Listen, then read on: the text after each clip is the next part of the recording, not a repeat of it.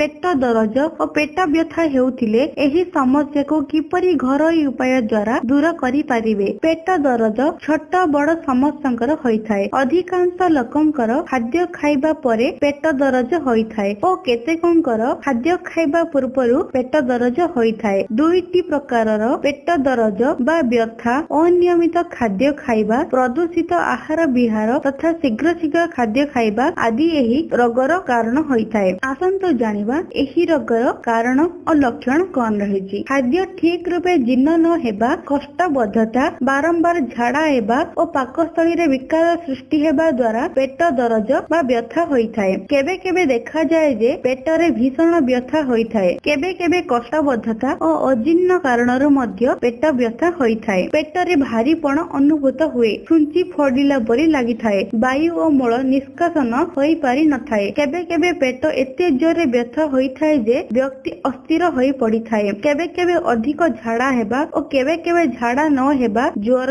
बांति देखाइबा आदि लक्षण देखा देइथाय। आसंतो जानिबा एथिर उपचार। नंबर 1, 1 चमच अदा रसरे मह मिसाई चाटिले पेट व्यथा बंद हुए। नंबर 2, जीरा गुंड, गोलमरीच गुंड और कला लुण रे लेंबू रस मिसाई चाटिले पेट व्यथा कमी जाई थाए। नंबर 3, 2-3 ग्राम जीरा को बाटी सेथिरे मह मिसाई चाटिले पेट दरज ठीक हुए। नंबर 4, हेंगु को पानी रे गली नाभि ऊपर लेप देले पेट व्यथा दूर होई थाए। नंबर 5, दालचीनी को बाटी हेंगु मिसाई पानी रे गली पीले लाभ मिली थाए। नंबर 6, 1 चमच जीरा को भाजी गुंड करी मह मिसाई चाटिले पेट दरज ठीक हुए। नंबर 7, 1 चमच अदा रसरे 1 चमच तुलसी रस मिसाई गरम करी पीले पेट दरज ठीक होई थाए। नंबर 8, पिजुली गछर कौन पत्र को बाटी पानी मिसाई छाणी पीले पेट दरज भल होई थाए। नंबर 9, अध चमच रसुण रस को पानी रे मिसाई अल्प